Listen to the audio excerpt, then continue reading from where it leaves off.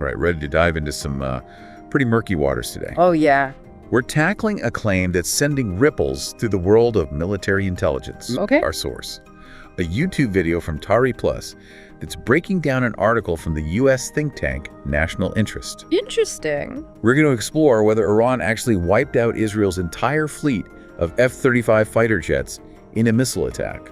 Just like they say they did. Just like they say they did. Wow. So, let's lay out exactly what we're dealing with. Yeah. The video claims that during a recent exchange of missiles and drones between Iran and Israel, Iranian forces successfully struck the Nevatim air base, Okay. supposedly obliterating every single F-35 station there. Really? Now, just to give you some context, the F-35 made by Lockheed Martin is a fifth-generation fighter jet. Right. It incorporates cutting-edge technologies like stealth capabilities, advanced sensor fusion, and network-centric warfare capabilities, making it a true force to be reckoned with. For sure. Israel has even added their own modifications, including an advanced electronic warfare suite and a unique Israeli electronic countermeasures system, Interesting. making their F-35s even more potent. Wow. So if Iran actually managed to destroy this entire fleet, it would be a monumental event Yes. with huge implications Yeah, absolutely. for the balance of power in the region. And of course, as you might expect, Israel has denied these claims. Of course. They assert that no F-35s were damaged in the attack. Okay. But there are a few intriguing details Yeah. that have fueled speculation. Like what? For example, the video points out that Google Earth imagery of the Nevatim air base was mysteriously obscured around the time of the alleged attack. Yeah, that definitely raises eyebrows. Right. Why would Israel go to the trouble of hiding the base from satellite imagery if there was nothing to hide? Yeah, it's suspicious. It almost adds a layer of intrigue to the whole situation. It certainly does. Not for sure. And when you look at the accounts of what actually transpired during the attack, things get even murkier. Okay. The video mentions Brandon Weichert, an analyst with the National Interest, who acknowledges that some Iranian missiles did manage to penetrate Israel's Iron Dome defense system. For those unfamiliar, the Iron Dome is a sophisticated air defense system Yes. designed to intercept and destroy short-range rockets and artillery shells. Yeah. It's considered one of the most effective systems of its kind in the world. I see. But even the Iron Dome isn't foolproof. Right. So the fact that some missiles got through raises questions about the severity of the attack and the potential damage inflicted. So we have confirmation that the base was hit, Yeah. but the extent of the damage is still unclear. The video seems to suggest that if Iran had truly crippled Israel's F-35 fleet, we would be seeing a very different response from Israel. Right. Instead, they seem to have retaliated with strikes deep inside Iran, Yeah. hitting sensitive military infrastructure. Right. In fact, the video claims that Israel actually inflicted more damage on Iran than vice versa, Interesting. which kind of paints a picture of a significant disparity in military strength. What's interesting here is that despite this alleged attack and the uncertainty surrounding it, Israel has reportedly placed an order for 25 more F-35s, bringing their total fleet up to 75. It definitely seems like a bold move if they really did just lose their entire fleet. It does. It makes you wonder if they're doubling down on the F-35 because they believe in its capabilities, Yeah. or if there's something more at play here. Yeah. Could this be a strategic move to project strength and deter future attacks? Possibly. Or are they simply replacing aircraft that were never actually destroyed? I guess that's the million-dollar question. It certainly is. And to really understand the potential answers, Yeah. we need to delve deeper into not just the capabilities of the F-35, but also the military doctrines and philosophies of both Iran and Israel. Okay, so let's unpack that a bit. You mentioned that the F-35 is a fifth-generation fighter jet. What exactly does that mean, and why is this distinction so important in this context? Well, the term fifth generation refers to a specific set of characteristics that distinguish these aircraft from their predecessors. Okay. We've already touched on some of them: stealth technology, advanced sensor fusion, and network-centric warfare capabilities. Right. But it goes beyond just having these features. It's about how these technologies are integrated and how they work together to give the pilot an unprecedented level of situational awareness and combat effectiveness. Okay.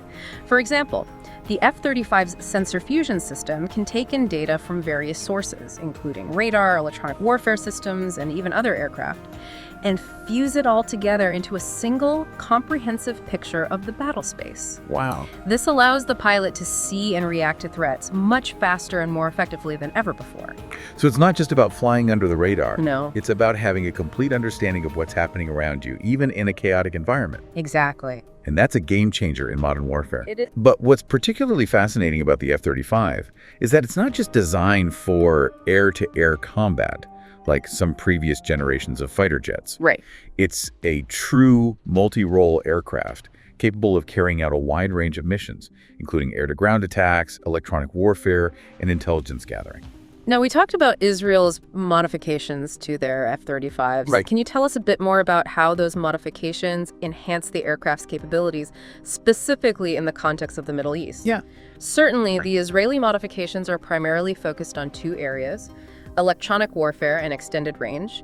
As you mentioned earlier, they've added an advanced electronic warfare suite and a unique Israeli electronic countermeasures system. Right. This is crucial in the Middle East, where electronic warfare is becoming increasingly prevalent. I see. These systems allow the F-35 to jam enemy radars, disrupt communications, and even deceive enemy missiles, making it much harder to detect and target. So it's almost like an electronic shield, Right. protecting the aircraft from a variety of threats. Yeah. That's a great analogy. Cool. And then there are the extended fuel tanks, which are essential for long-range missions. Right. Remember, Israel is a relatively small country surrounded by potential adversaries.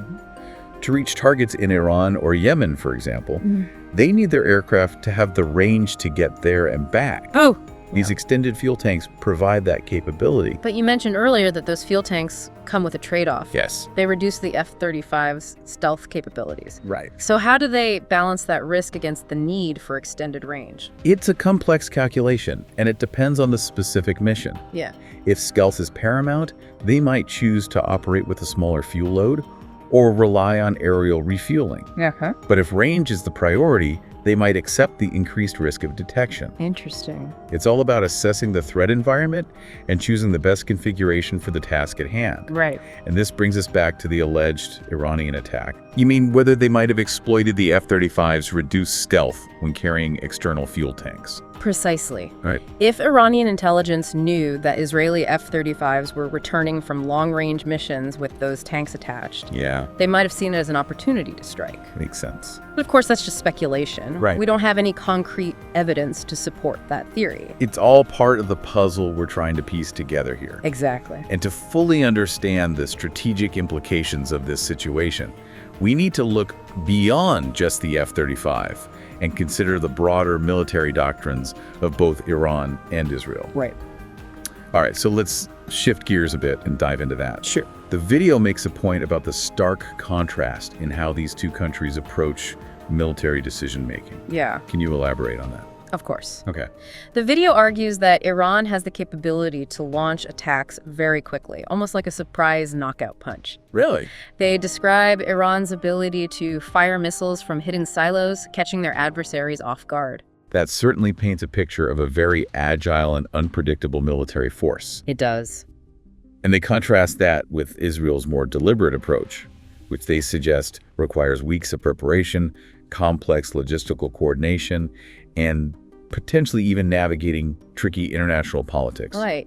So it sounds like they're saying Iran might have a tactical advantage in terms of speed and surprise, whereas Israel may have a strategic advantage in terms of planning and resources. That's one way to look at it. And the video seems to imply that this difference in approach could be a decisive factor in future conflicts. It does. They argue that regardless of who got the upper hand in this specific exchange, Iran's military capabilities should not be underestimated. Right. They portray Iran as an adaptable, evolving force that could pose a serious threat down the line. Yes. So even if they didn't take out all the F-35s this time, the suggestion is that they could still pose a significant challenge to Israel in the future, For sure. which means the balance of power in the Middle East is perhaps more fragile than it appears on the surface. Precisely. And that fragility has implications far beyond just these two countries. Right. It could impact global energy markets, international alliances, and the potential for future conflicts. Absolutely. This back and forth between Iran and Israel is not just about military hardware. No. It's about regional power dynamics, access to resources, and deep-seated ideological differences. It is. It's a complex geopolitical chess game with incredibly high stakes. Yeah. And this video, whether intentionally or not, injects an element of uncertainty into the equation. It does. It challenges us to reconsider our assumptions about who has the advantage and what strategies might play out. For sure. So even if we can't say for sure whether Iran actually destroyed those F-35s, the fact that they're even making this claim Right.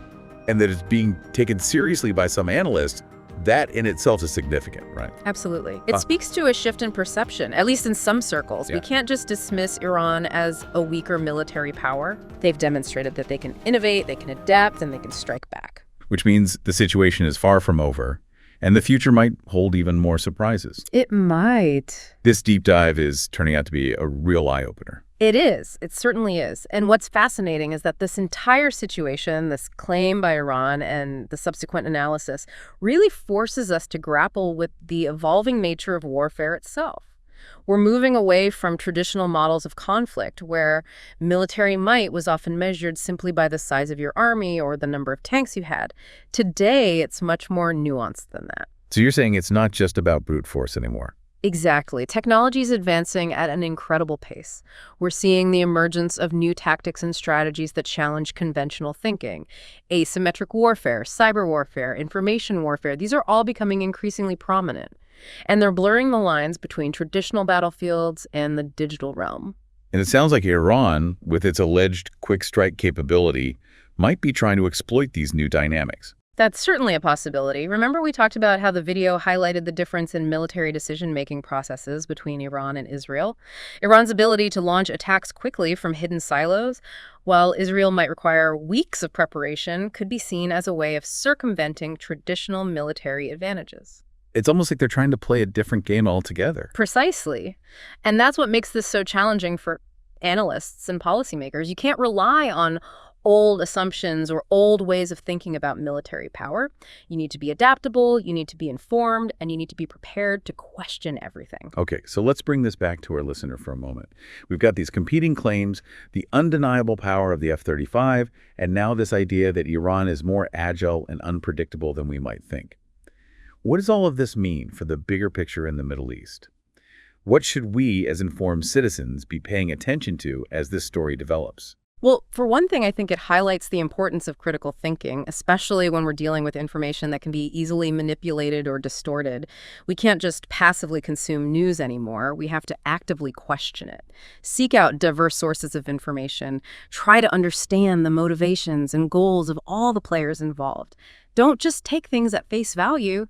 Do your own research. Think critically about what you're hearing. Be wary of anyone who claims to have all the answers or presents a simplistic black and white view of this complex situation. Chances are it's a lot messier and more nuanced than that. It really underscores the need to stay informed, to engage in thoughtful discussions, and to challenge our own biases. Absolutely. And that's precisely why deep dives like this are so valuable. They encourage us to engage with different perspectives, to weigh the evidence, and to form our own conclusions. It's not about telling people what to think. It's about giving them the tools to think for themselves. Exactly. Now, going back to the video for a moment, there's one detail that I found particularly thought-provoking. They mentioned that the F-35s have been used in attacks on targets as far away as Yemen. Yes. And those missions require those extended fuel tanks we talked about earlier. Right. But wouldn't that make the jets more vulnerable since they lose some of their stealth capabilities? It's a trade-off, as we discussed. Long-range missions often necessitate compromises, and it highlights the strategic calculations that go into these kinds of operations. They're not simply about having the most advanced technology, it's about how that technology is used and what risks are deemed acceptable. Given the F-35's reduced stealth with those external fuel tanks, do you think Iran might have specifically targeted jets returning from long-range missions? It's certainly a possibility, and it raises a broader point about the limitations of even the most sophisticated weaponry. No weapon system is invincible. There are always vulnerabilities, always countermeasures, and always the human element to consider. That's a really important point. We tend to get caught up in the technological marvels, but it's easy to forget that there's always a human element involved, and that human element can introduce unpredictable factors. Absolutely. And I think this entire situation, with all its uncertainties and unanswered questions, serves as a reminder that we're entering an era of increasingly complex and unpredictable warfare. Technology is advancing at a rapid pace, and the lines between conventional and unconventional conflict are becoming increasingly blurred.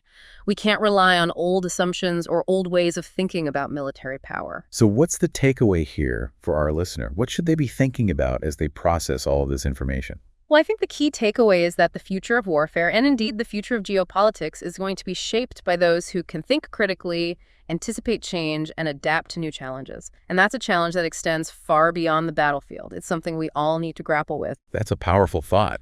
It's not just about military strategists or policymakers.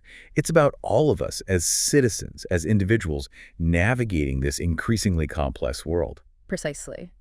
And deep dives like this, these explorations of claims and counterclaims, are a way to start that conversation, to encourage that kind of critical thinking. It's about empowering ourselves with knowledge, with the ability to analyze information and form our own conclusion. Exactly. Because the more we understand, the better equipped we are to navigate the challenges that lie ahead. And on that note, I think we're ready to wrap up this deep dive. But before we do, I want to leave our listener with one final thought. You mentioned earlier that no weapon system is invincible. That's right. Even the most advanced technology has its limitations. So if we apply that logic to this situation, to this claim that Iran may have destroyed Israel's F-35 fleet, it makes you wonder, what could potentially counter a weapon like the F-35? What kind of technology or strategy might be able to overcome its advanced capabilities? That's a question that keeps military strategists up at night. And there's no easy answer. Right.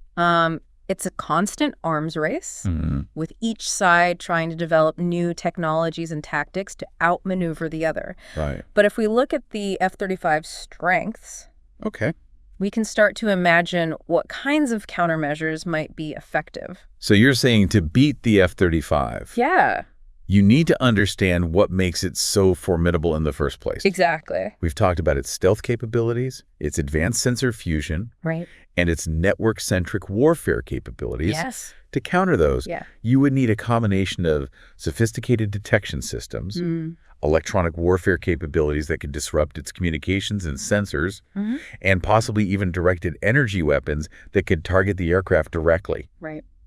Wow, directed energy weapons. Yeah. That sounds like something straight out of a science fiction movie. It might sound futuristic, but these technologies are rapidly developing. We're talking about lasers, microwaves, and particle beams that can be used to disable or destroy enemy systems. Wow. And remember, we discussed how the F-35 relies on a network of sensors and data links to operate effectively. Right, that's what you called network-centric warfare. Precisely. So another potential countermeasure would be to attack that network, Yes. to disrupt the flow of information, and essentially blind the F-35. Exactly. This could be achieved through cyber attacks, electronic jamming,